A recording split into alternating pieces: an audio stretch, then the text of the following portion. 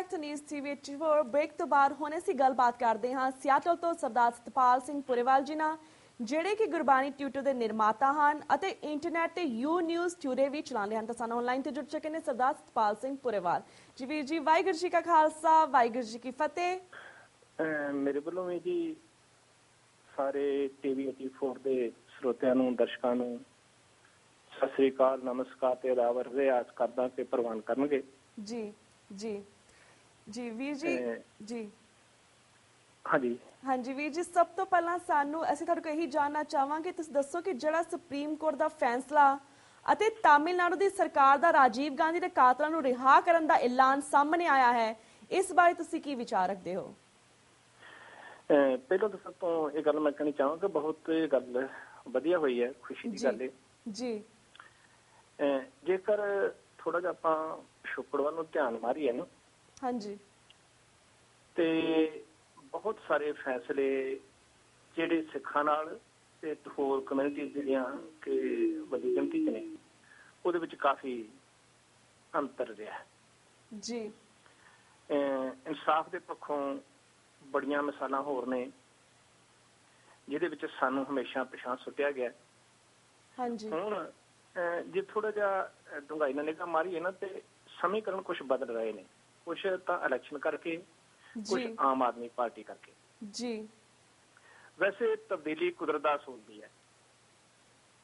ਥੋੜਾ ਸਮਾਂ ਜੇ ਪਿਛੋਕੜ ਚ ਜਾਈਏ ਨਾ, ਤੇ ਜਿਸ ਤਰ੍ਹਾਂ ਸ਼੍ਰੀ ਹਰਿਮੰਦਰ ਸਾਹਿਬ ਰਾਹੁਲ ਗਾਂਧੀ ਨੇ ਜਿਹੜਾ ਮਾਰਿਆ ਆਪ, ਹਨਾ, ਤੇ ਕਿਸੇ ਨੂੰ ਇਹਨੇ ਦੱਸਿਆ ਵੀ ਨਹੀਂ। ਉੱਥੇ ਇਹਨਾਂ ਦੇ ਹਰਿਮੰਦਰ ਸਾਹਿਬ ਪਹੁੰਚਣ ਤੇ ਪਤਾ ਲੱਗਾ, ਫਿਰ ਪੁਲਿਸ ਨੂੰ ਭੱਜਣਾ ਪਈਆਂ, ਉੱਥੇ ਫਟਾਫਟ ਉੱਥੇ ਪਹੁੰਚੇ ਜੀ। ਫਿਰ ਇਹਨੇ ਹਰਿਮੰਦਰ ਸਾਹਿਬ ਲੰਗਰ ਹਾਲ ਵਿੱਚ ਜਾ ਕੇ ਬਹਿ ਕੇ ਥੱਲੇ ਪ੍ਰਸ਼ਾਦਾ ਵੀ ਛਕਿਆ, ਤੇ ਖਬਰਾਂ ਤੁਸੀਂ ਵੇਖੀਆਂ ਹੋਣਗੀਆਂ। ਹਾਂਜੀ, ਇਹੋ ਜਿਹੇ ਕੁਛ ਹਾਲਾਤਾਂ ਨੂੰ ਜੇ ਤੁਸੀਂ ਧਿਆਨ ਨਾਲ ਵੇਖਿਆ ਤਾਂ ਫਿਰ ਏਦਾਂ ਲੱਗਦਾ ਕਿ ਹੋ ਸਕਦਾ ਉਹ ਸਿੱਖਾਂ ਨਾਲ ਕੁਛ ਆਪਣੇ ਸੰਬੰਧ ਸੁਧਾਰਨੇ ਚਾਹੁੰਦਾ ਹੋਵੇ ਜੀ। ਸਾਡਾ ਪਿਛੋਕੜ ਦਾ ਇਤਿਹਾਸ ਵੀ ਉਹ ਦੱਸਦਾ ਹੈ ਕਿ ਇੱਕ ਘਟਨਾ ਗੁਰੂ ਸਾਹਿਬ ਨਾਲ ਵੀ ਏਦਾਂ ਦੀ ਵਾਪਰੀ ਸੀ ਕਿ ਜਦੋਂ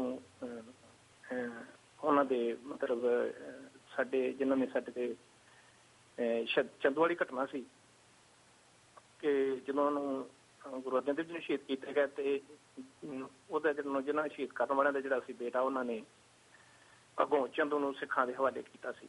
ਹਾਂਜੀ। ਪਰ ਉਹ ਤੋਂ ਬਾਅਦ ਕਾਫੀ ਬਿਆਨ ਮੈਂ ਜਿਹੜੀ ਆਉਣਾ ਵਾਪਸ ਰਾਜੀਵ ਗਾਂਧੀ ਦੇ ਕੇਸ ਮਸਲੇ ਦੇ ਵਿੱਚ ਹੀ, ਇਸੇ ਵਾਲੇ ਰਾਹੁਲ ਗਾਂਧੀ ਵਾਲੇ ਮਸਲੇ ਦੇ ਵਿੱਚ ਹੀ, ਹਾਂਜੀ, ਕਿ ਸਿੱਖਾਂ ਨੂੰ ਤੋਂ ਬਾਅਦ ਕਾਫੀ ਬਿਆਨ ਦਿੱਤੇ ਕਿ ਇੱਥੇ ਆਉਣਾ ਕਾਫੀ ਨਹੀਂ, ਜਿਨ੍ਹਾਂ ਨੇ ਸਾਡੇ ਨਾਲ ਵਧੀਕੀਆਂ ਕਈਆਂ ਉਹਨਾਂ ਨੂੰ ਸਜ਼ਾ ਵੀ ਦੇ, ਉਹਨਾਂ ਦਾ ਨਾਂ ਲੈ, ਹਨਾ ਜੀ। ਜਿਹੜਾ ਹੁਣ ਉਹਨਾਂ ਨੇ ਪਿੱਛੇ ਦੇ ਕਿਹਾ ਵੀ ਹੈ, ਜਿਹੜਾ ਆਪਣੀ ਇੰਟਰਵਿਊ ਦੇ ਵਿੱਚ, ਵੀ ਹਾਂ ਕੁਛ ਕਾਂਗਰਸੀ ਇਨਵੋਲਵ ਸਨ ਜਿਹਨਾਂ ਨੂੰ ਕੈਪਟਨ ਅਮਰਿੰਦਰ ਸਿੰਘ ਉਹਨਾਂ ਨੇ ਹਾਈਲਾਈਟ ਵੀ ਕੀਤਾ ਜੀ। ਤੇ ਇੱਕ ਗੱਲ ਜਿਹੜੀ ਕੈਪਟਨ ਅਮਰਿੰਦਰ ਸਿੰਘ ਉਹਨਾਂ ਨੇ ਕੀਤੀ, ਉਹ ਸਾਡੇ ਸਿੱਖਾਂ ਨੇ ਬਹੁਤ ਘੱਟ ਧਿਆਨ ਦਿੱਤਾ। ਉਹਦੇ 'ਚ ਉਹਨਾਂ ਨੇ ਇਹ ਗੱਲ ਬੜੀ ਕਲੀਅਰ ਕਹੀ ਹੈ ਕਿ ਏਜੰਸੀਆਂ ਵੱਲੋਂ ਕੀਤੇ ਹੋਏ ਕਤਲ ਵੀ ਸਿੱਖਾਂ ਦੇ ਗਲ ਮੜ ਦਿੱਤੇ ਗਏ। ਇੱਕ ਜ਼ਿੰਮੇਵਾਰ ਲੀਡਰ ਵੱਲੋਂ ਇਹ ਗੱਲ ਵੀ ਕਹਿ ਦੇਣੀ, ਇਹ ਸਾਬਤ ਕਰਦੀ ਹੈ ਕਿ ਜੋ ਕੁਛ ਉੱਥੇ ਪੰਜਾਬ 'ਚ ਵਾਪਰਿਆ ਉਹਦੇ ਬਰਾਬਰ ਦੇ ਦੋਸ਼ੀ ਨੇ ਲੋਕ ਜੀ। ਸੋ ਹੁਣ ਇਹ ਜਿਹੜਾ ਫੈਸਲਾ ਹੋਇਆ ਹੈ, ਜਿਹੜਾ ਵੇਖੋ ਉੱਥੇ ਦੀ ਸਟੇਟ ਨੇ ਇੱਕ ਦਾ ਸ਼ਾਨਦਾਰ ਫੈਸਲਾ ਲਿਆ, ਹੁਣ ਤੁਸੀਂ ਆਪ ਵੇਖ ਲਓ ਹਨਾ। ਹਾਂਜੀ। ਤੇ ਸਾਡੇ ਇੱਥੇ ਹੁਣ ਪੰਜਾਬ 'ਚ ਜੇ ਕਿਤੇ ਮਿਹਰਬਾਨੀ ਸੱਚੇ ਪਾਤਸ਼ਾਹ ਬਖਸ਼ਿਸ਼ ਕਰਨ, ਕਿਤੇ ਸਾਡੇ ਗਰੀਬਾਂ ਦੇ ਸਿਰਾਂ 'ਚ ਵੀ ਕਰ ਪੈ ਜਾਏ ਤੇ ਕੁਛ ਥੋੜਾ ਬਹੁਤਾ ਉਪਰਾਲਾ ਕਰਨ, ਹਾਂਜੀ, ਤੇ ਹੋ ਸਕਦਾ ਹੈ ਕਿ ਸਾਡੇ ਵੀ ਜਿਹੜੇ ਬੇਕਸੂਰ ਲੋਕ ਜਾਂ ਜਿਹੜੇ ਸਜ਼ਾ ਪੂਰੀਆਂ ਕਰ ਚੁੱਕੇ ਨੇ, ਜੀ ਬਿਲਕੁਲ, ਉਹ ਵੀ ਬਾਹਰ ਆ ਸਕਣ। ਤੇ ਜਿਹੜਾ ਕਿ ਜਿੱਦਾਂ ਹੁਣ ਬੜੇ ਖੁੱਲਾ ਦਿਲ ਕਰਕੇ ਬੇਅੰਤ ਸਿੰਘ ਹੋਣਾ ਦੇ ਸਾਰੇ ਪਰਿਵਾਰ ਨੇ ਵੀ ਇਹ ਗੱਲ ਕਹਿਤੀ ਹੈ, ਸਾਨੂੰ ਕੋਈ ਇਤਰਾਜ਼ ਨਹੀਂ ਜੀ। ਤੇ ਅਜੇ ਵੀ ਹੁਣ ਇਹ ਪਤਾ ਨਹੀਂ ਇਹਨਾਂ ਦਾ ਮਤਲਬ ਇਹਨਾਂ ਦਾ ਇਸ ਪਾਸੇ ਨੂੰ ਮਨ ਮੰਨਣਾ ਹੈ ਕਿ ਨਹੀਂ ਮੰਨਣਾ, ਚਾਹੇ ਇਹਨਾਂ ਕੁਛ ਉਪਰਾਲਾ ਕਰਨਾ ਹੈ ਕਿ ਨਹੀਂ ਕਰਨਾ, ਚਾਹੇ ਇਹ ਜਾਣਦੇ ਨੇ। ਹਾਂਜੀ। ਪਰ ਬਾਕੀ ਉਹ ਫੈਸਲਾ ਸੁਣ ਕੇ ਆਸ ਇੱਕ ਸਿਰ ਵੱਜ ਗਈ ਹੈ ਜੀ, ਪਰ ਸਹਿਸਾ ਵੀ ਨਾਲ ਹੀ ਉਹਨਾਂ ਬਰਾਬਰ ਹੀ ਬਣਿਆ ਹੋਇਆ ਹੈ ਜੀ। ਜੀ। ਦੋ ਕਿਤਾਬਾਂ, ਜੇ ਸੱਚੀ ਸਾਖੀ ਸਰਦਾਰ ਕਪੂਰ ਸਿੰਘ ਹੋਣਾ ਵਾਲੀ, ਤੇ ਜਿਹੜੀ ਫੁਲਕਾ ਸਾਹਿਬ ਉਹਨਾਂ ਨੇ ਆਪਣੀ ਕਿਤਾਬ ਲਿਖੀ ਹੈ, ਹਾਂਜੀ, ਜੇ ਇਹਨਾਂ ਦੇ ਹਵਾਲਾ ਵੇਖੀਏ ਤੇ ਸੁਪਰੀਮ ਕੋਰਟ ਦੇ ਜੱਜਾਂ ਨੇ ਵੀ ਬਹੁਤ ਬੇਇਨਸਾਫੀ ਸਾਡੇ ਨਾਲ ਕੀਤੀ ਹੋਈ ਹੈ। ਹਾਂਜੀ। ਸੋ ਉਹਨਾਂ ਤੋਂ ਵੇਖੀਏ ਤੇ ਆਸ ਤਾਂ ਕੋਈ ਨਹੀਂ ਵੱਜਦੀ, ਪਰ ਫਿਰ ਵੀ ਜਿੱਦਾਂ ਕਹਿ ਲਓ ਕੋਈ ਸ਼ਾਇਦ ਕੋਈ ਗੱਲ ਬਣ ਜਾਏ ਜੀ। ਬਿਲਕੁਲ, ਵੈਸੇ ਫੈਸਲਾ ਠੀਕ ਹੈ ਜੀ। ਸਬੰਧ ਇੱਕ ਨਾ ਲੁਧਿਆਣੇ ਵਿੱਚ ਇੱਕ ਟੌਪ ਦੇ ਰੀਡਰ ਨੇ ਗੱਲ ਕਹੀ ਸੀ, ਇੱਕ ਲਾਈਨ 'ਚ ਉਹਨੇ ਗੱਲ ਮੁਕਾਈ ਸੀ ਵੀ ਨਾ ਮੁਮਕਿਨ ਹੈ ਕਿ ਹਾਲਾਤ ਕੀ ਗੁੱਤੀ ਸੁਲਝੇ, ਹਾਂਜੀ, ਅਹਿਲੇ ਦਾਨਿਸ਼ ਨੇ ਬੜੀ ਸੋਚ ਕੇ ਉਜਾਈ ਹੈ। ਹਾਂਜੀ, ਉਸੇ ਦਾ ਇਸ਼ਾਰਾ ਇੰਦਰਾ ਗਾਂਧੀ ਵੀ ਇੱਕੋ ਲਾਈਨ 'ਚ ਉਹਨੇ ਸਾਰੀ ਗੱਲ ਖਤਮ ਕਰ ਦਿੱਤੀ ਸੀ ਤੇ ਬੜੀ ਤਰਤੀਬ ਨਾਲ, ਬੜੇ ਢੰਗ ਨਾਲ ਉਹਨੇ ਉਲਝਾਈ ਹੈ ਜੀ, ਤੇ ਲੱਗਦਾ ਨਹੀਂ ਸੁਲਝੇ ਜੀ।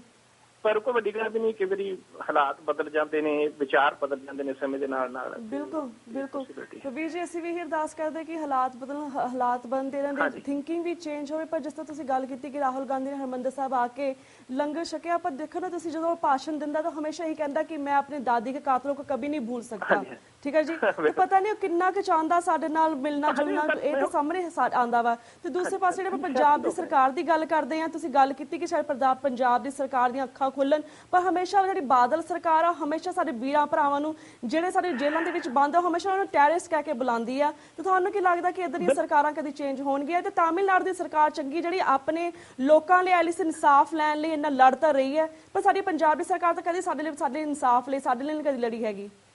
ਬਿਲਕੁਲ, ਇਹ ਹੁਣ ਤੁਹਾਡੀਆਂ ਗੱਲਾਂ ਬਿਲਕੁਲ ਦਰੁਸਤ ਨੇ। ਉਹਦਾ ਕਾਰਨ ਇੱਕ ਨਾ ਦੇਖੋ ਬੜਾ ਸਾਹਮਣੇ ਸਮਝ ਆਉਂਦਾ ਕਿ ਇਹਦੇ ਚ ਕਸੂਰਵਾਰ ਅਸੀਂ ਵੀ ਆ ਜੀ। ਕਿਸ ਦਿਨ ਵੇਖੋ ਇੰਨਾ ਕੁਝ ਹੁਣ ਸਾਡੇ ਸਾਹਮਣੇ, ਚਲੋ ਬਹੁਤ ਲੰਬੀ ਹਿਸਟਰੀ ਹੈ, ਦੋ ਗੱਲਾਂ ਛੋਟੀਆਂ ਜਿਹੀ ਕਰ ਲੈਂਦੇ ਆ।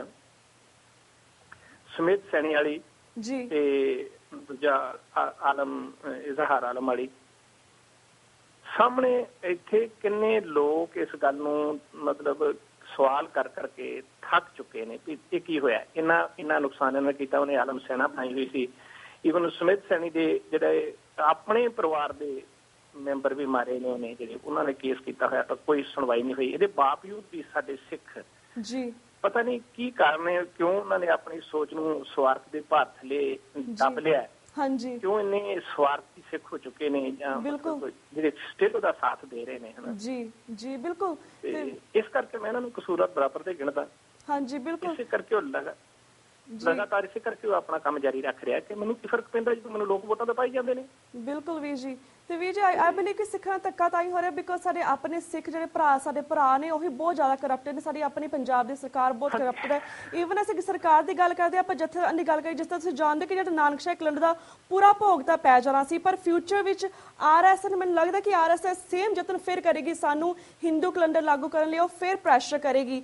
ਜਿਸ ਤਰ੍ਹਾਂ ਤੁਸੀਂ ਜਾਣਦੇ ਕਿ ਈਵਨ ਦੋ ਜਿਹੜੇ ਤਖਤ ਸ਼੍ਰੀ ਦਮਦਮਾ ਸਾਹਿਬ ਦੇ ਜਥੇਦਾਰ ਭਾਈ ਬਲਵੰਤ ਸਿੰਘ ਨੰਦਗੜ੍ਹ ਦੇ ਖਿਲਾਫ ਹੀ ਭੰਡੀ ਪ੍ਰਚਾਰ ਸ਼ੁਰੂ ਹੋ ਗਿਆ ਹੈ। ਇਸ ਬਾਰੇ ਤੁਸੀਂ ਕੀ ਵਿਚਾਰ ਰੱਖਦੇ ਹੋ? ਵੀ ਥੋੜੀ ਜਾਣਕਾਰੀ ਦਿਓ।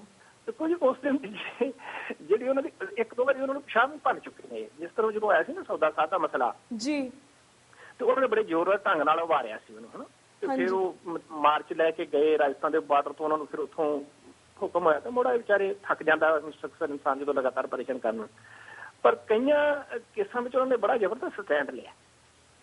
ਉਸ ਦਿਨ ਦਾ ਜਿਹੜਾ ਇਹਨਾਂ ਦਾ ਸਟੈਂਡ ਸੀ, ਇਹਨਾਂ ਦੇ ਕਰਕੇ ਬਚ ਗਿਆ, ਭਵਿੱਖ ਚ ਬਚਣ ਦੀ ਆਸ ਤਾਂ ਕੋਈ ਨਹੀਂ ਜੀ। ਬਿਲਕੁਲ। ਤੇ ਫਿਰ ਮੈਂ ਗੱਲ ਉੱਥੇ ਲਿਆਉਣਾ ਕਿ ਮੇਰੀ ਵਿਦੇਸ਼ੀ ਸਿੱਖਾਂ ਨੂੰ ਇਹ ਬੇਨਤੀ ਜ਼ਰੂਰ ਹੈ ਕਿ ਸੋਚੋ ਯਾਰ ਕੁਛ। ਵੇਖੋ ਸਾਡਾ ਇੱਥੇ ਵੀ ਕੈਲੰਡਰ ਇੱਥੇ ਲਾਗੂ ਰਹਿੰਦਾ ਹੈ, ਇੱਕ ਡੇਟ ਇੱਕ ਫਿਕਸ ਹੁੰਦੀ ਹੈ, ਤੇ ਸਾਡੀ ਇੱਕ ਵੱਖਰੀ ਪਹਿਚਾਣ ਦੀ ਬਾਹਰਲੀਆਂ ਸਰਕਾਰਾਂ ਵਿੱਚ, ਅਮਰੀਕਾ ਕੈਨੇਡਾ ਜਾਂ ਹੋਰ ਥਾਵਾਂ ਤੇ, ਹਨਾ। ਹਾਂਜੀ। ਤੇ ਸਾਡਾ ਨਾਂ ਬਣਦਾ ਕਿ ਸਿੱਖਾਂ ਦਾ ਦਿਨ ਹੈ, ਹਨਾ, ਜਦੋਂ ਸਾਨੂੰ ਮੁਬਾਰਕ ਦੇਣਗੇ। ਜੇ ਇੱਕ ਦਿਨ ਚ ਅਸੀਂ ਲੜਦੇ, ਮਤਲਬ ਇੱਕ ਦਿਨ ਵਾਸਤੇ ਇੱਕ ਨੇ ਆਖਿਆ ਇੱਧਰ ਨਾਲ, ਦੂਜੇ ਨੇ ਆਖਿਆ, ਆਪ ਸਾਡੀ ਮਜਬੂਰੀ ਨੂੰ ਸਮਝਣ ਦਾ ਯਤਨ ਕਰਨਾ ਜੀ। ਤੇ ਇਹ ਫਿਰ ਦੇਖੋ ਇੱਕ ਗੱਲ ਹੋਰ ਵਿੱਚ ਮੈਂ ਕਹਿਣੀ ਚਾਹਾਂਗਾ ਕਿ ਉਹਦੇ ਜਿਹੜਾ ਕੈਲੰਡਰ ਨੂੰ ਬਦਲਾਉਣ ਵਾਲੇ ਜਿਹੜੇ ਲੋਕ ਨੇ ਨਾ ਜੀ, ਉਹ ਪ੍ਰਚਾਰਕ ਲੋਕ ਨੇ। ਆਪਣੇ ਆਪ ਨੂੰ ਉਹ ਸਿੱਖ ਧਰਮ ਦਾ ਪ੍ਰਚਾਰ ਕਰਨ ਵਾਸਤੇ ਉਹ ਸਮਝਦੇ ਨੇ ਕਿ ਅਸੀਂ ਜ਼ਿੰਮੇਵਾਰ ਹਾਂ, ਜਾਂ ਅਸੀਂ ਮਤਲਬ ਉਹ ਕਰਦੇ ਨੇ, ਹਨਾ ਜੀ।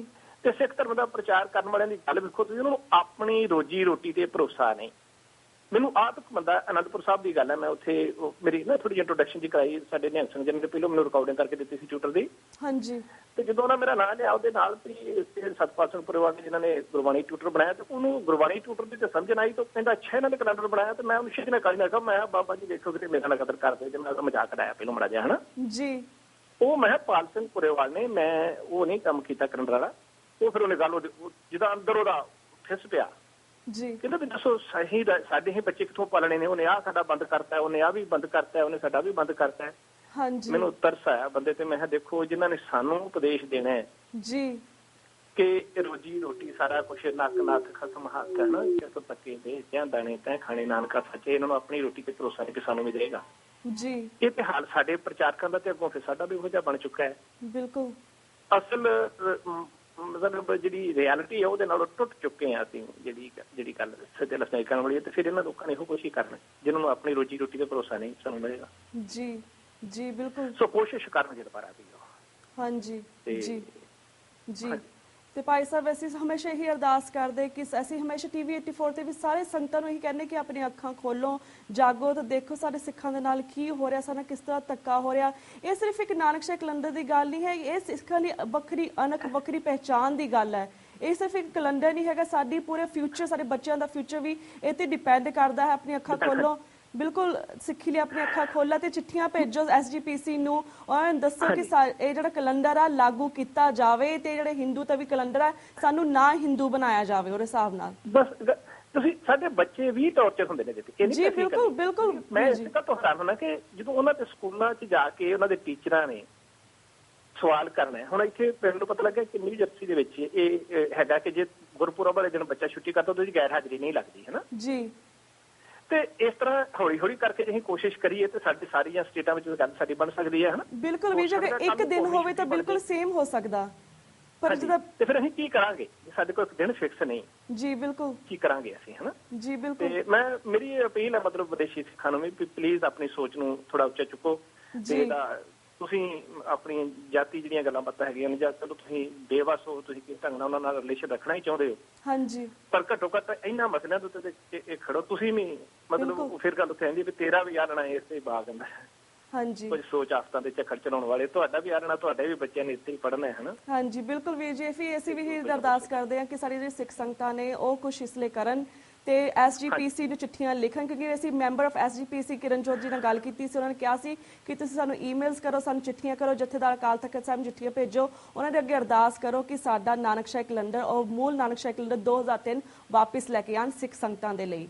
ਠੀਕ ਹੈ ਵੀਰ ਜੀ। ਤੇ ਵੀਰ ਜੀ ਸਾਡਾ ਹੁਣ ਵਕਤ ਸਮਾਪਤੀ ਵੱਲ ਜਾ ਰਿਹਾ। ਤੁਹਾਡਾ ਬਹੁਤ ਬਹੁਤ ਸ਼ੁਕਰੀਆ ਕਿ ਆਪਣਾ ਟਾਈਮ ਕੱਢ ਕੇ ਸਾਡੀ ਸਿੱਖ ਸੰਗਤ ਦੇ ਰੂਬਰੂ ਹੋਏ ਤੇ ਮੈਂ ਤੁਹਾਡੇ ਕੋਲ ਅੱਜ ਇੱਥੇ ਹੀ ਇਜਾਜ਼ਤ ਲੈਣੀ ਹਾਂ। ਵਾਹਿਗੁਰੂ ਜੀ ਕਾ ਖਾਲਸਾ, ਵਾਹਿਗੁਰੂ ਜੀ ਕੀ ਫਤਿਹ। ਵਾਹਿਗੁਰੂ ਜੀ ਕੀ ਫਤਿਹ। ਤੇ ਵੀਅਰਸ ਇੱਥੇ ਮੈਂ ਤੁਹਾਡੇ ਕੋਲ ਇਜਾਜ਼ਤ ਲੈਣੀ ਹਾਂ। ਕੱਲ ਮਿਲਾਂਗੇ ਸੇਮ ਟਾਈਮ ਸੇਮ ਸ਼ੋ ਤੇ। ਤਦ ਤੱਕ ਲਈ ਵਾਹਿਗੁਰੂ ਜੀ ਕਾ ਖਾਲਸਾ, ਵਾਹਿਗੁਰੂ ਜੀ ਕੀ ਫਤਿਹ।